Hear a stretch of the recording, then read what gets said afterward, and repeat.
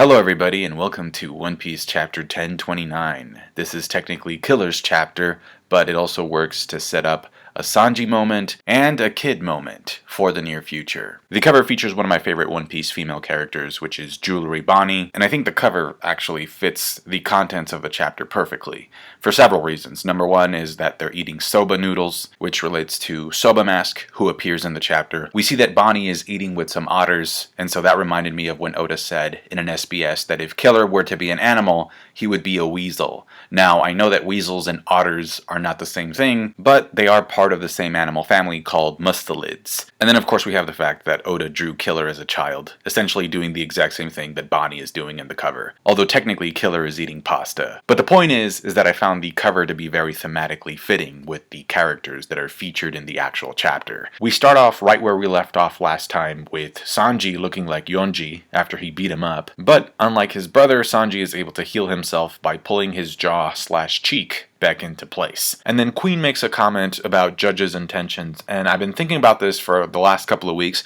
so I just wanted to share this with you. But basically I think it's just really interesting that each of Sanji's brothers has an ability that you can actually connect back to Sun God Nika. Ichiji uses explosions, he uses like combustion to fight. So, that's kind of like fiery. Niji uses electricity, which you can also technically connect to fire. And I'm going to read you this quote from Uncle Iroh from Avatar The Last Airbender. So he tells Zuko that lightning is a pure expression of firebending without the aggression. It is not fueled by rage or emotion the way firebending is. Some call lightning the cold-blooded fire. And so that explains why Azula is so good at using it, because she's so cold-blooded. And then of course you can ask, well, what about Yonji? And Yonji, if you remember, he has the ability to stretch, which is a property of the Gomu Gomu no Mi, which, connects back to Nika because it seems like he had that power as well. And so maybe what happened is that after Reiju was born, Judge found out about Sun God Nika, like maybe Vegapunk told him about Lunarians, and so Judge was like, okay, well,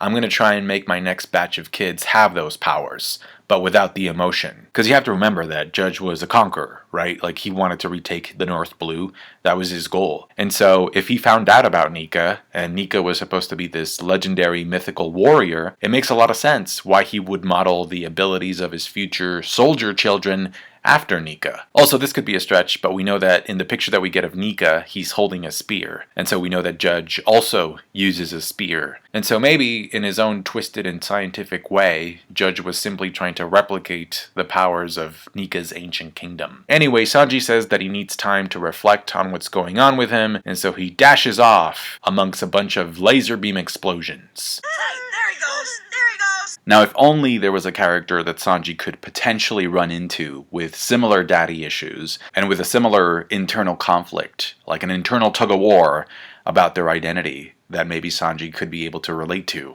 I wonder who it would be. So that's how I would handle it. I would have Sanji run into Yamato, and I know that Yamato is short on time because the island is about to crash into the flower capital, but I would probably find somebody else to deal with the explosives. Because I feel like they could help each other out. Because their character arcs are so similar, they could help each other resolve them, right? They could provide us with new information, and then they could also get some closure out of just, being able to talk to each other. Granted, I know that, there's a 5-minute, a deadline for the island, so it probably wouldn't be a long conversation that they would be able to have. But yeah, I think it would be a good idea to have them, specifically Sanji and Yamato, run into each other here. I also think it's interesting how Sanji and Zoro's fights started off on the live floor, and Oda seems to be moving them away from that space. So I'm kind of curious as to why Oda wants to free that space up. What's going to happen on the live floor next? And then another thing here is Queen's comment about Judge wanting to create these super soldiers with a heart of ice, which is a direct callback to an SBS that I already read to you. It's the SBS that takes place during Enies Lobby, where a fan asks Oda, why is it that Sanji can use fire on his leg? Why is it that Diablo Jamba doesn't burn Sanji? And so Oda responds by saying that even though Diablo Jamba is hot, Sanji's heart burns hotter. Unlike his siblings, who apparently have a heart of ice. And so he runs away, he gets shot in the back, and again, like I said in the last review, the main difference between Sanji and his brothers is that he can feel. So he does feel the pain of getting shot in the back. I mean, the bullets are not going to cause any permanent damage, but he does feel the pain. And so that's another indicator for as to why Sanji is not going to lose his emotions, right? His mother's sacrifice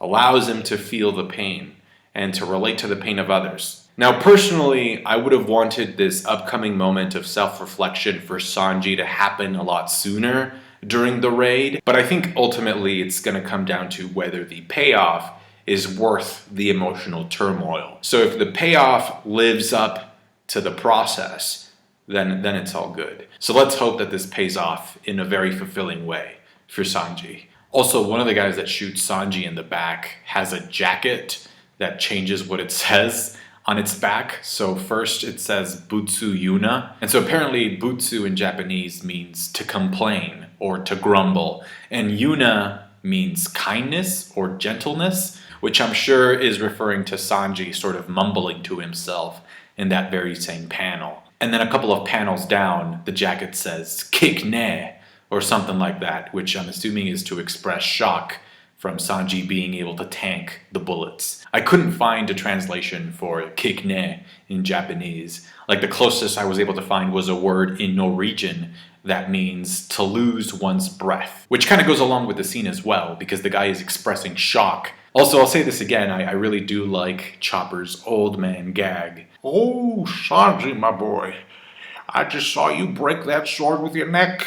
I never seen nothing like it in all my years. We go to the second floor to see that Big Mom has fused Napoleon with Hera. She's about to strike Kid, who's on the floor and can't move because he's under a lot of pain. Law sees this, and despite complaining, he teleports himself up to Big Mom's face, and he hits her with a counter shock. But Prometheus says that's not cool, so he ends up blazing right through Law and ends up sending him to the ground. And the name of Prometheus' attack has a double meaning. One is the name of a German Christmas dessert. It's a bread coated with powdered sugar, because we know that Big Mom loves sweets. And then the other meaning is, of course, a reference to the Greek myth of Prometheus, who stole fire from the gods to give it to man. Big Mom then decides that she's going to do a flip in the air, and she comes down with another sword attack on Kid, and this one actually lands.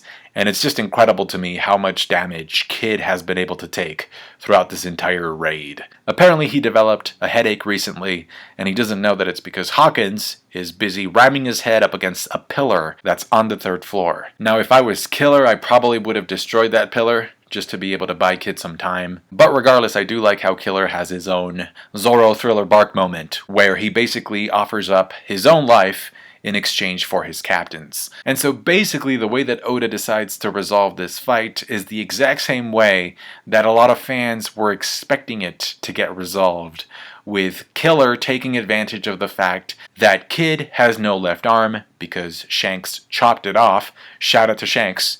You know, Shanks not even here yet, and he's already taking W's. And so I really liked the fact that since Hawkins' fighting style is so dependent on luck, Oda kind of flips the script here, and he says, you know, typically you would consider somebody losing an arm to be something unfortunate. And yet, it turns out that in this case, Kid losing his arm turns out to be a very fortunate thing in the context of Hawkins' ability and the fight. And so we get not one, not two, but 3 double-page spreads by the end of the chapter. And the 3 of them are showcasing the exact same thing, which is Killer owning Hawkins. First he cuts off his arm, and then Hawkins says that the actions of his straw man are actually linked to what card he draws, which we already kind of knew from the beginning of the arc. And now that I think about it, it seems like a pretty significant tactical inconvenience that that's the case. So Killer decapitates the straw man doll, and then Hawkins draws one last card, which is the Tower card. Now, I actually had to look this up, but in the last page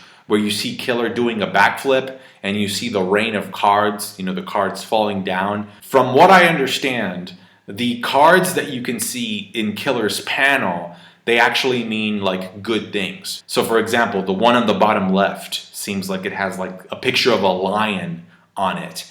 And so from what I understand, like that card means strength and fortitude. And then the other one that's on the top right, from what I read, is supposed to be the Ace of Swords. And that's supposed to represent clarity and success. So it kind of fits the panel, right? Because Killer is succeeding and, you know, he's showing strength. And then I'm assuming that the cards that we see falling down on Hawkins' panel are all supposed to mean something negative.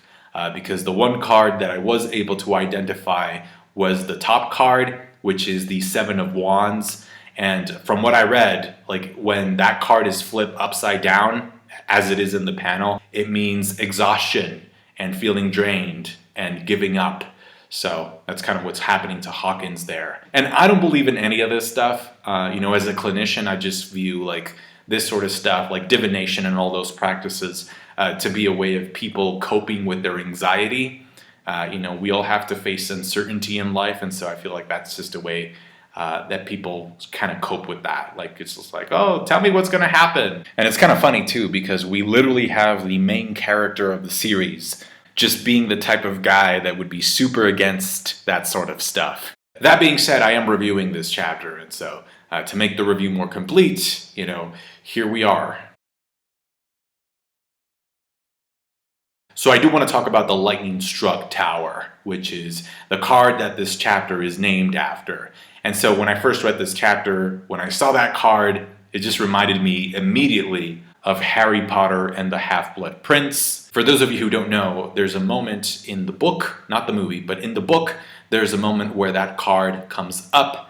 It's a very brief moment where Harry runs into Trelawney, who is the divination teacher, and she's sort of complaining to him that Dumbledore doesn't really want to see her. So I'm just going to read it to you very quickly. So this is Harry running into Professor Trelawney, the divination teacher, and she says, "The headmaster has implied that he would prefer fewer visits from me," she said coldly. "I am not one to press my company upon those who do not value it.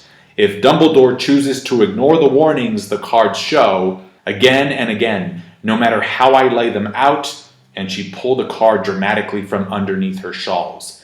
"The lightning-struck tower," she whispered. "Calamity, disaster, coming nearer all the time." So all of that happens in chapter 25.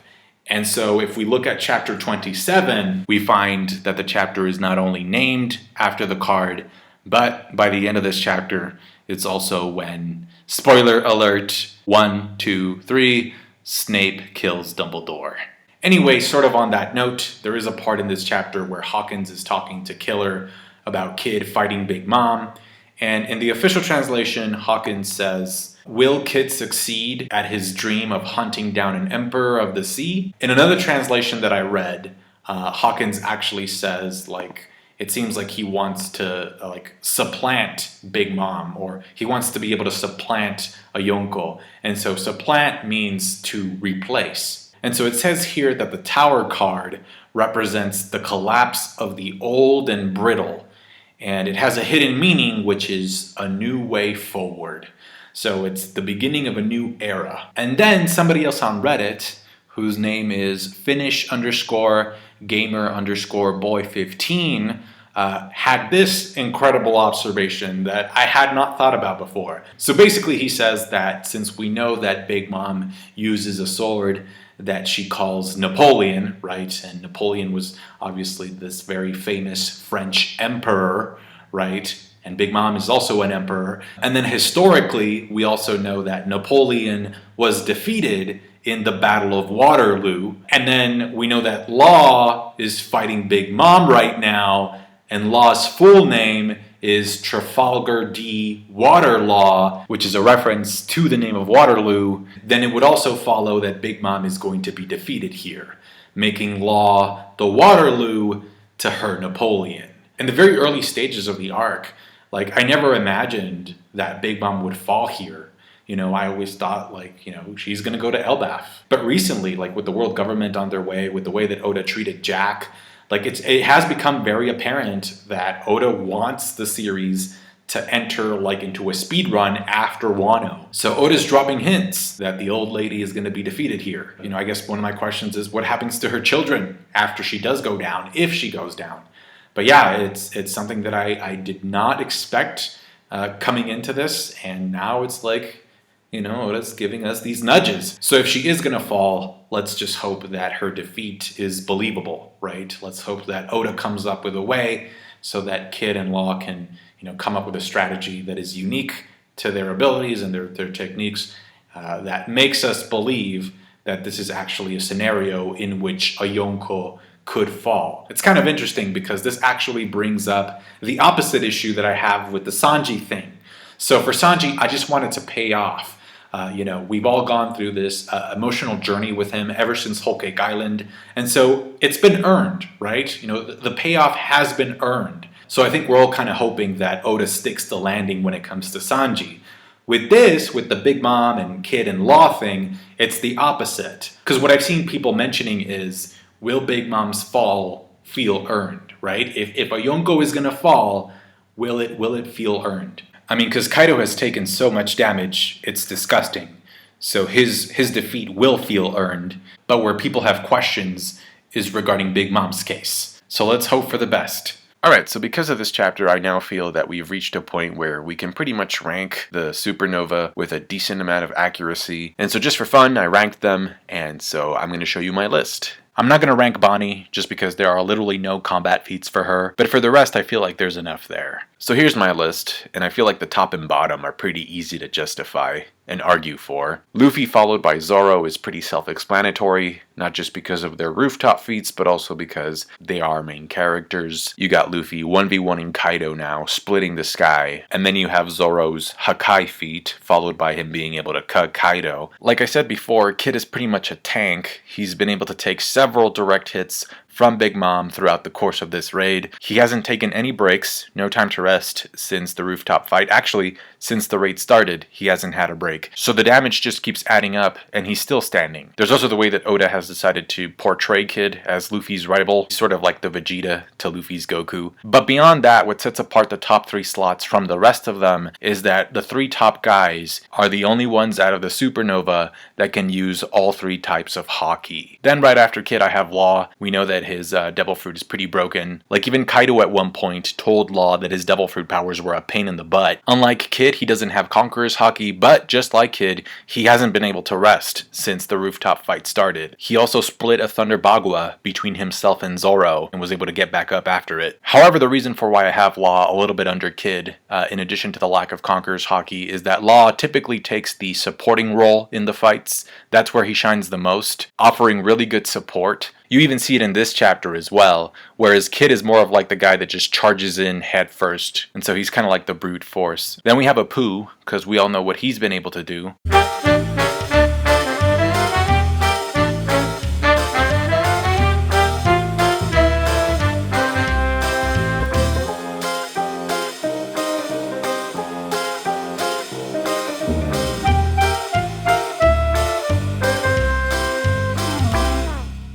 He took an attack from Kid, got back up again. Not only that, but when Queen gave him the antidote so that everybody would start chasing him, nobody could catch him. Like it literally took a combined effort from hybrid form Drake and Zoro to get the antidote from him. And then he took a Shizunzon to the face and he still got up after that. And then after that, Drake chomped down on him in chapter 998 and Apu's still up and running. He's still doing his thing. Now we know that Drake was part of the Topiropo, and we know for a fact that the Topiropo were the top 6 strongest headliners. And since we know that Hawkins was a headliner and Drake was a Topiropo, then that automatically places Drake above Hawkins, right? So Drake has to be stronger than Hawkins. That's how Kaido decided to scale them.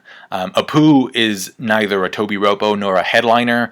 He has his own little separate category underneath Kaido. But if Drake actually defeats Apu, then all we would need to do would be just to swap the 2 places. Now the reason for why I have Drake above Killer and Uroge is because pre-time skip, Drake was actually able to stop a fight between the 2. Killer over Mad D-Monk just comes down to feats based on what we've seen. Killer was at the rooftop and he was able to bypass Kaido's defense and scales using his sonic sights. Again, Killer has not had a break, just like Kid and Law. And then Rouge took down a 4th Yonko commander, which puts him above Capone feat-wise in my book. Now Capone's Big Father's defense is actually pretty serious stuff. It was momentarily able to hold off Big Mom, even though he was about to die. The thing that puts Capone pretty low on the list is that he ran away from non-Sulong Nekomamushi. And he didn't just run away, like he was sweating hard when the cat showed up. And then finally after that I have Hawkins. Because as this chapter makes apparent, the main issue with Hawkins' power is that it depends too much on chance and too much on taking hostages, as opposed to him depending on his own skill. I suspect that Hawkins might come back later though, because we still don't know who the man with a 1% chance of survival was. So Hawkins needs to reveal that at some point. Another thing is that typically when One Piece characters with Devil Fruit powers lose a limb, they actually end up using their Devil Fruit power to make prosthetic limbs for themselves. So I'm guessing that this means that we will see Hawkins with an arm made out of straw later on. Also, just very briefly, according to the wiki and the Vivri cards and all that stuff, the supernova that can use both armament and observation haki are Law, Drake, Apu, Hawkins, and Killer. And so what that means is that as of right now, the only members of the supernova that are not confirmed to be able to use haki are Bonnie, Urog, and Capone, which is interesting because they happen to be the 3 supernova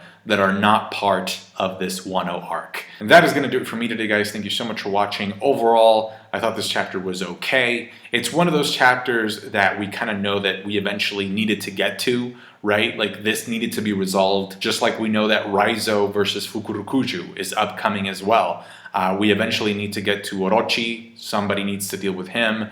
And then, we need to see the rest of the numbers and something needs to happen. Something has to happen to Apu. And so this chapter sort of checks the Killer versus Hawkins box so that we can move on. And then, of course, the plot twist regarding Kid's arm, that was predicted by the community, by the fandom. So, yeah, it was okay. But let me know your thoughts about the points that I raised throughout the video down below in the comment section. Thank you for all of your support. Take care, and I'll catch you guys later. Bye.